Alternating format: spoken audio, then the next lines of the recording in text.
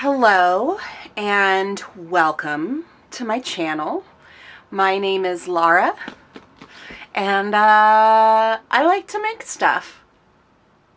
I am here because I have another quilt that I want to make.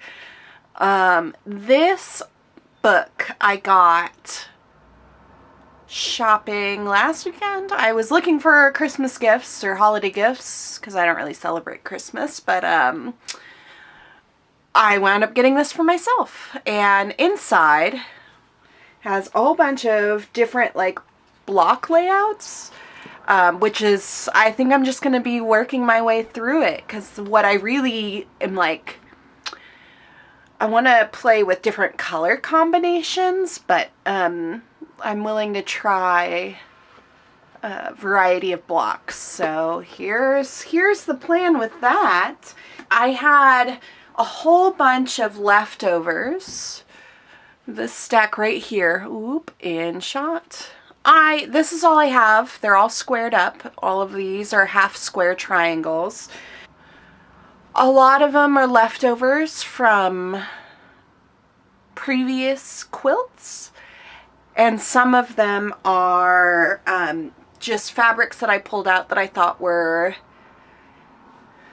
uglier because I didn't want to, and I say ugly in quotation marks because ugly doesn't really exist. It's just a matter of opinion. But these are fabrics that I wasn't like, they were leftover squares, and also some I wasn't really caring that much about. And I wanted to practice my half squares because I have a whole bunch of fabrics that are really cute that I think will look so cute together, but I didn't want to start cutting them up until I tried one more time for a quilt top. If it seems like I'm struggling to speak, it's because I am a little bit. I have been sick this week. Horribly sick. I got it from my roommate, not when I was out shopping actually. I wore a mask when I was out shopping, but now my roommate got sick and I am now sick, so, or was. I'm feeling a lot better. So, I have a little bookmark here because these are all scrappy blocks. I was looking through and I found, let's get you... Alright, this is the page that I wanted to work on. I was thinking of doing what I thought everybody called broken dishes. Gosh. I thought this one was called broken dishes, or this pattern anyway, but in this book they're calling this one broken dishes. Either way, I'm actually going to probably go for this one because I think it'll work best. And they called this in the book Big Dipper. So, broken dishes or Big Dipper, that's the one I'm going to do. This little pattern right here. So, let's get these blocks sorted and I'll be right back. These all are using my 5x5 ruler, 5.5 by 5.5, but the final blocks measure 5x5. Okay, inches. We have dark blue and some kind of pinky or lighter one. These two fabric combinations, which are the uglier ones. Yellow and something else, or the chartreuse and something else. We have the floral and something else.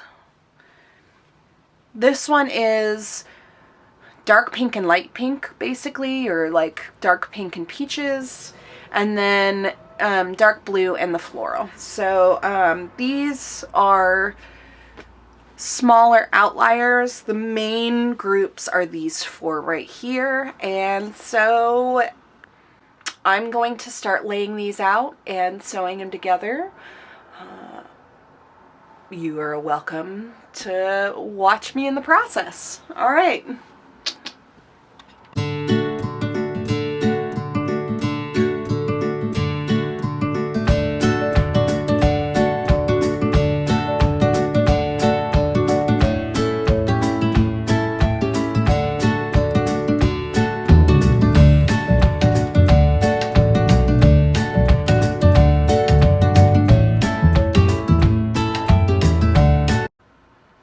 Okay. Looking at the pattern a little bit more closely, looking at the blocks that I have, I'm going to sew all of the blocks in a 4 patch like this, and then we're going to take these patches and put them together 4 in a patch to do the broken dishes design. I think that's going to be the best way. We will see how this goes. All right. Okay, so this is where we're at right now. All of these little things are sewn together, and each stack here is 12 squares. And I have it lined up so that it goes, to be true to broken dishes, dark, light, dark, light, so that the 2 triangles that meet are half and half.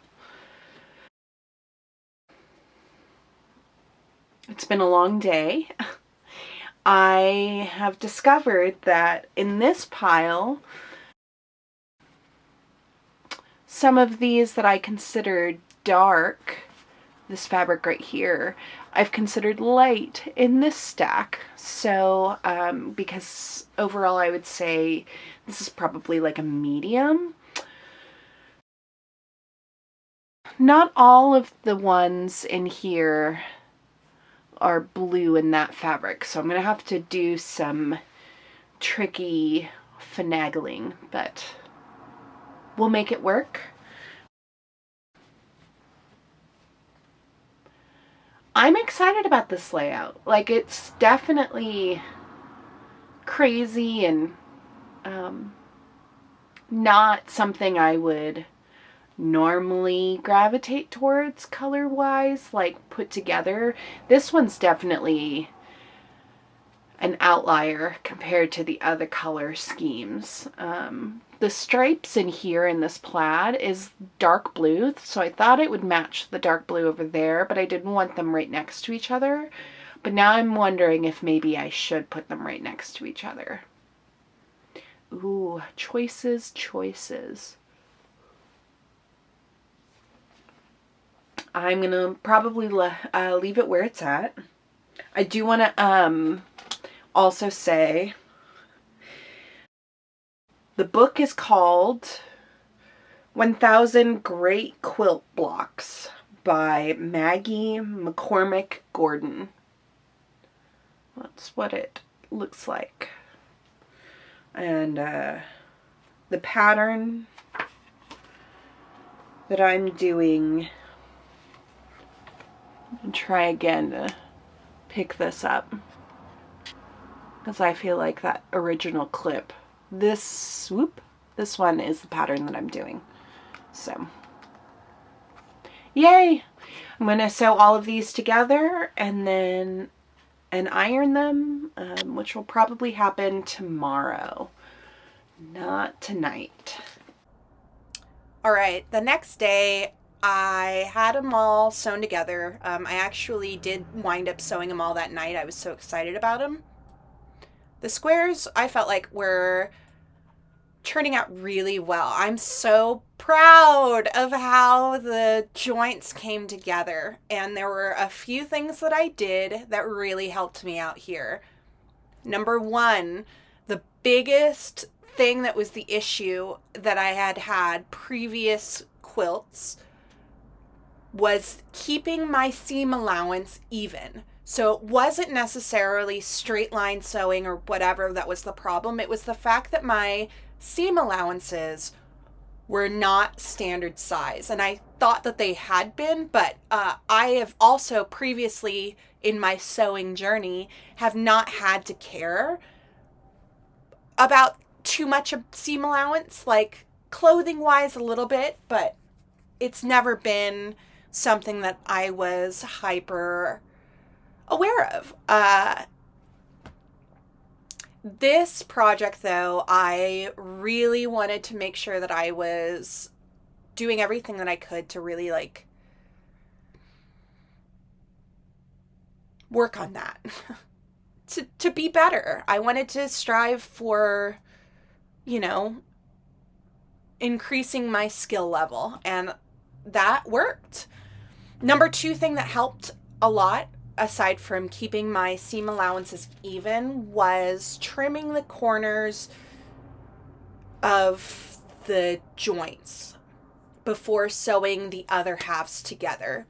So you'd sew 2 sides together of the 4, and then those 2 joints, once they're together, the cutting off a triangle off of the end of that seam allowance allows it to be easier to nestle them together and create that perfect center, or centering, lining up. And then the third thing I would say is, although I didn't iron and trim actually when I thought I was going to for the larger blocks once sewn together, I did do it for the smaller blocks. So squaring in that initial half square thing was the only time that squaring I found was really necessary, when I was taking the time to keep my seam allowances even. And that seemed to work. Those 2 really precise things of slowing down and taking up my time to do really worked.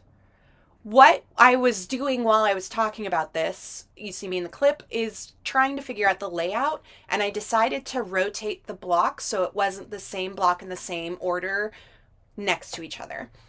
And it created kind of a scattering, and it looks amazing. I am unbelievably happy with the way that this turned out. There are only a few corners that are ever so slightly off, but the vast majority are spot on. I feel like it's pretty good. It's as good as I want it to be. It look like there's nothing that's really looking off. So here we are, we have the final project completed. I went with 3 by 4.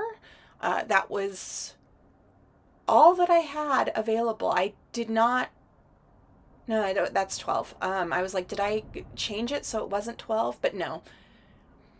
There are some squares that are really similar that are close together, but I did manage to keep it, for the most part, the colors not together. And I was really worried about how it was the overall effect was gonna look, and I think it looks great. I'm so proud of this one, and I'm so excited because I have other cuter fabrics that I want to work on now. So yay, progress, lessons learned. I'd say the biggest thing is seam allowance. That was the biggest issue that I was having, and now that I have figured it out, I have hopes that I can keep it up and have some really cool layouts. I don't know. I'm really excited. I feel like I've leveled up. If this was a video game, I've gotten in a new achievement, and yeah, I'm so excited. We're gonna do some pan-ups because I am really proud. I'm so proud of how everything lines up. It's just so satisfying. I'm gonna leave the video here. thank you so much for joining me and continuing to join me on my quilting journey and my YouTube journey. If you want to stick around, I probably have lots of more stuff coming. So subscribe, like, comment, whatever you want to do. It's up to you. I will see you in the next one. Bye.